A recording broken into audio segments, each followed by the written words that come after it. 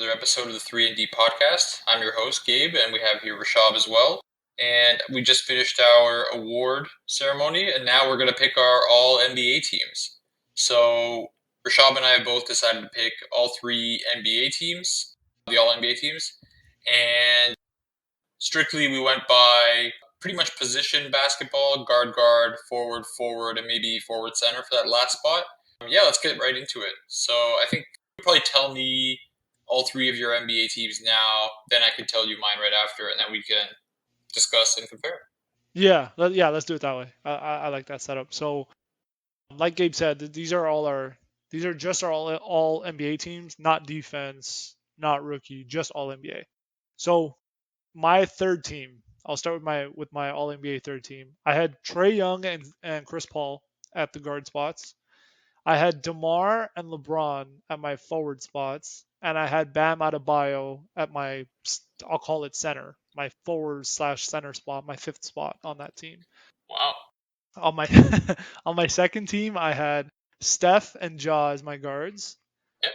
Jason Tatum and Kevin Durant as my forwards, and then I had Cat as my big man, center forward, whatever, or Anthony Towns. Okay. For my first team, I had Luka Doncic and Devin Booker at guard. Okay. I had Giannis and Embiid as my two forwards, and I had Nikola Jokic as my center. And people are going to say Embiid and Jokic are both centers, and you have to pick one of them on the team. No, I don't, because they both have eligibility for forward and center. So I had them both as. Listen, let's be real, they're both centers. That's actually true. But the NBA has Jokic allowed us is to more of a pick. point guard. Yeah, you can make that argument. You can genuinely make that argument that he's more of a point guard than he is a center. He's just 7 feet tall and ends up playing the center position. But because he does by default play that center position and so does Embiid, in theory you can make the argument that they both can't be on the same team, but the NBA has allowed both of them to have forward eligibility. So for Okay. that reason, they are both allowed to be on the same team. So I don't want to hear that. I don't want to see anyone saying, "Oh, you have to pick between the two." No, I don't. They both belong on the first team. So yeah, Luka Doncic, Devin Booker, Giannis, Embiid, and Jokic round out my first team. Okay. So I guess I can give you my teams then. Go for it. So mine might be a little bit different because I didn't really put, I guess, a center. Like I pretty much put three forwards, but I think it defaults to where I have at least a center on each squad, so it should Okay, be that's fine. fine. Yeah, that's fine. Now, spoiler alert: our first, second, and third team are all the exact same on the guard front. So I had Paul and Trae Young on the third team, Okay. and then for my forwards, I had LeBron, Gobert, and Siakam. Oh Actually, my makes my third God, team. you had Gobert on your third team, bro. Yes. Stop. Utah sucks. Okay, Rudy Gobert sucks. Other than on defense, he can be on an all Yeah, defense he's team. okay. We have a team dedicated for defense, and you put Rudy Gobert on the third team. I mean, all Bam, NBA is Bam. not necessary. The defense doesn't exclude you from the all NBA team. Okay, It's the third team. okay, go. I mean, just Continue. because you love DeMar DeRozan so much, you put him on that. Okay, you know what? I really didn't want to put Demar on this team. Anyways, okay, you finish, and then Yeah. we'll talk about we'll go get into it. All right. Second team, like I said, Curry and Morant, same guards. And then I have Tatum, Cat, and Joel Embiid on the second team. Okay. And then on the Wow. first team, I have Luka Doncic, Devin Booker, Kevin Durant, Giannis, and Nikola Jokic. How do you have Kevin Durant above Embiid on your? Okay, wait, we'll get into it. There's so Oh, many questions. All right, okay. why don't we start at the third team? Let's Sure. start. Actually, no. You know what? Let's start at the first team and go down because I feel like the third team has more room for debate. Yeah, that's fine. At the top, we're in agreement with in terms of like most of the players on the team. So I think it's easier to argue it at the top. Let's start with the top. So how do you have Embiid below KD? How is that I possible? actually think Kevin Durant. So Kevin Durant this season, he's also averaging over 30 points a game. Okay, Very good player. but I Brooklyn think he's sucks. done a lot with Brooklyn, and he's more talented than Joel Embiid is this year. He's had several signature games where he's scored over 50 points. He's been carrying the Nets team, although not to a high seed. But I think this Nets team without Kevin Durant is much worse than the Sixers team without Joel Embiid from a talent perspective and definitely defensively. The Nets play almost no defense. Yeah, I just couldn't justify putting three centers on my first team, to be honest. And I feel like Kevin Durant could probably be first team All NBA. Gabe, Gabe, Yes, where, it's where not that big of a deal. it is? Where is Kevin Durant on your MVP ladder? Is he on your MVP ladder? Brooklyn sucks. How can you reward Kevin Durant? Joel I Embiid can't had have three centers on the team. Like optically, it looks bad. okay. Giannis isn't a center. Giannis a forward.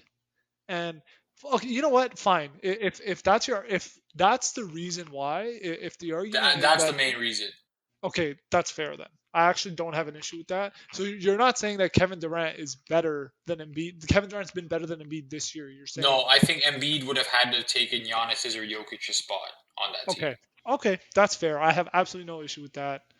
Okay. Yes, in that case, Embiid belongs on the second team because Giannis and Jokic both should be on the first team above Embiid.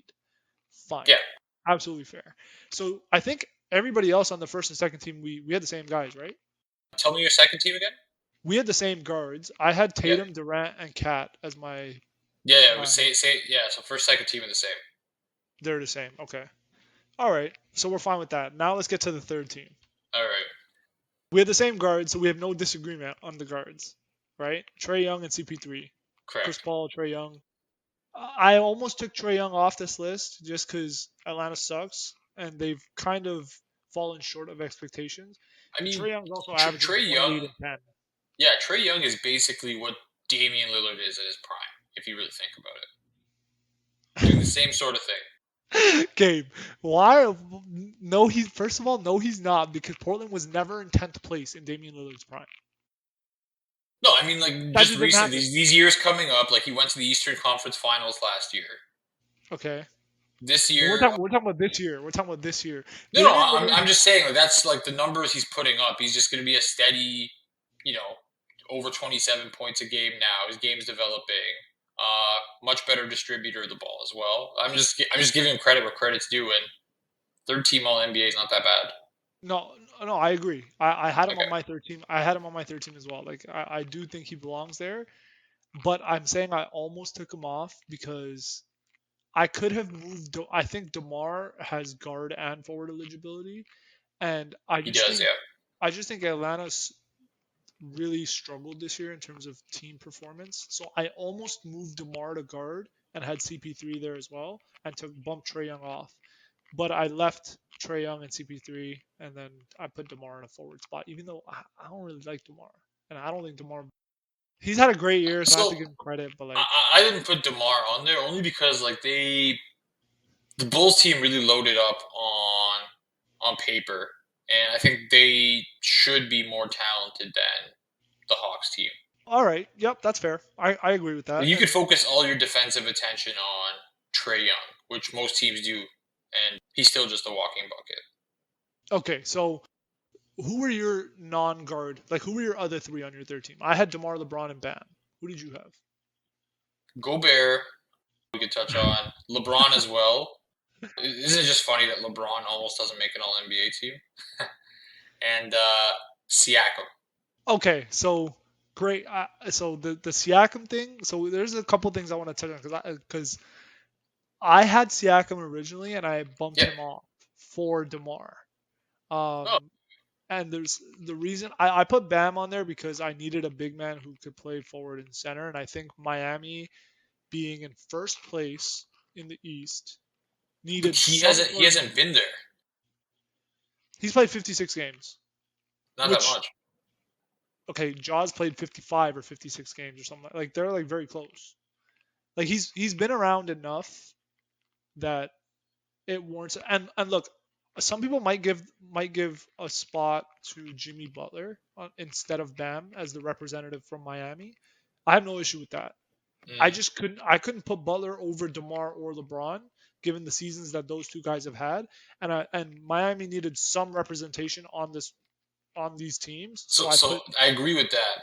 if Miami gets representation, it's probably going to be Bam that's on an All NBA team. I don't think Jimmy Butler at his position would actually cut it to get on this list. And that was my reason. I Yeah. think the guys above Jimmy Butler, I can't justify knocking off anybody else on this list for Jimmy Butler, but I can remove Gobert for Bam.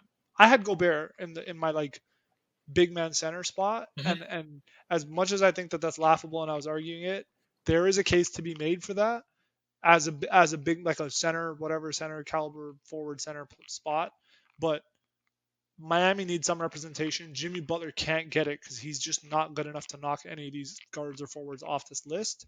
Yeah. So I had to go with Bam at center. That was why I went with Bam. Otherwise, I'm fine taking him off if somebody else has Butler on this list. That's cool too. No, I get that. So that's why I had Bam. Now the real snub for me on this list is Pascal. I think the shoulder injury that he had to start the season really set him back, and it took him a while to kind of like get in his rhythm and get in his groove. But man, has he been balling recently? Like this dude is just easily the Raptors' best player right now. Sometimes single-handedly winning his games. The game against Philly, Gary Trent played really well too, but Pascal showed up going against Embiid, going at Embiid. I think he had like a 37-point triple double or almost a triple double. I think he had a 37-point triple double. I think that's what he had. Just crazy numbers that Pascal's been putting up, for the last few months. Yeah. But that shoulder injury really hurt him. And then you have Demar, who's really had a career year, and I think everybody that knows me knows I am by no means a Demar fan. And I would, if I had a I reason to thought you take this were. guy, a Demar fan, I hate Demar. God damn. But well, I shouldn't say I hate Demar. I just don't. I don't think he's as good as people think he is. Let's put it that way. So if I had a reason to take him off this list, I would. No, no, I know you don't like Demar. But no, I know. I just it's the guy's averaging 28 points per game, Yep. career high for him, and is I think he's 32 years old. So what he's done this season has been impressive. But I agree with you. I think that you could use that argument against them that DeMar's not the only guy Chicago went out and got. That roster got a pretty big overhaul, and they got an injection of talent up and A down lot of that money roster. was spent there. A Yeah. lot of money was spent. They brought in, Lonzo, Alex Caruso, DeMar came in. They just traded for Vooch last year at the deadline, so this is their first full season with Vucevic. Like that's a talented team, and I'd argue they're underperforming right now. They're in sixth, I think. Yeah, they're They, in sixth I in the think they East. are. Yeah. Yeah, they're in sixth in the East. So I'll give them the benefit of the doubt that they've been hit by injuries and they really haven't had their full roster all year. But can't say DeMar has not done his part. I think he's 28, 5 and 5, fairly efficient from the field. He's had a great year by his own standards. I think he does deserve an All NBA spot. And the other guy, I've seen arguments for LeBron too, not making one of these teams. And you kind of said it. It's funny that he doesn't. He almost doesn't make one of these teams. The only argument against LeBron really is that the Lakers suck. But other than that, he's putting up 30 points, I think 8 rebounds, or maybe 8 assists, 6 rebounds, like 38 and 6 or whatever. Hmm. That's what he's putting up. Good efficiency. And whether or not that's his 19th season or not, that is a career year for like 99.9% of the league. So what he's doing is unbelievable. And he's definitely not the reason the Lakers are sucking. At least his counting stats and his play is not the reason the Lakers are sucking. His intangibles might be. They might be contributing to it, but it was hard for me to take him off this list. But if someone wants to take off a DeMar or a LeBron for Pascal, I can see the argument. So Pascal's like I want to put him on the list because of how well he's played, but I couldn't justify taking any of these guys off. No, I agree. I think we have pretty similar lists. Anyways, but it really just you look at these people. It's like, oh, they're having great seasons. Like everyone's. I just feel like this year, like everyone's averaging borderline 30. Doesn't it feel that way? It does feel that Like way. It I'm does. pretty sure like in 2013 or 14, whenever it happened, I'm pretty sure Melo won the scoring title, averaging like 27 and a bit a Yep. game. Yep. And on this list, like Doncic 28 and a half, Booker almost 27, Durant 30, Giannis 30, Embiid 30, LeBron 30. Like, Yep. doesn't it just seem like it's easier to score? It's almost like if whether or not you have a winning record actually matters for your place on the All NBA team, because it just feels like scoring is like an empty calorie stat that you can get no problem now. Yep, I agree with that. And I was just gonna say, I haven't like, although this is the first year that we're doing this, historically, when I look at the All NBA teams, I don't remember such a big emphasis being placed on winning. I remember it being winning did matter, don't get me wrong, but I think you could outweigh winning with really good counting stats. But this year is the first time I've seen so many arguments made for like knocking a LeBron off the list, who's had a really bad year in terms of win. Like they're a bottom five team in the West, right? They don't even make the playing game, Yeah, and that's a valid argument just because there's so many guys in the league who are, like you said, putting up great numbers, great counting stats, and their teams are winning. Pascal being a great example. You could argue Donovan Mitchell could be a guard yeah. or a forward on one of these teams. I don't like Utah, so I don't think Donovan Mitchell or Rudy Gobert should be on this team. And Utah's headed for a first round exit, and that roster is going to get blown up this year. So, We'll see. sorry, I just want to say that to bother you. I don't know if they're actually going to lose in the first round or not. I have to see who they match I up don't know. to. Right now they're matched up with Dallas. If they lose another game, they're matched up with the Warriors, and I don't think the Warriors are scaring anybody right now by any means. Interesting. I would I would rather. No, okay. Anyways, we'll get into that next week when we do our playoff predictions. Oh, No, that's no, a I spoiler. get the Warriors are Spoiler dangerous, alert. yeah, but I just feel like I think Draymond thinks they're a lot better than they actually are, or he thinks he could turn it up when they actually might not be able to. I agree with that. I agree with that. But But I don't want to spoil anything for yeah, our playoff prediction episode that's going to be coming out in the next week or so as we wrap up the season. But yeah, I think these are the only guy I'd argue with you on your list is I would still take Gobert off. who would you put on Demar instead? No, I'd have Bam. You have no Miami representation on any of your lists. Somebody from That's why I Miami. had Eric Spoelstra on my award show as one of the coaches of the year. He could coach one of these teams. You did not have Eric Spoelstra He was in my as top three. that's not recognition. Yeah, he's the All Don't. NBA third team coach. Oh my god, no man, you got to give some player credit, and I just like Utah's what tied for fifth in the West with Denver. They got the same record as Denver. Nothing special. They're just I can't.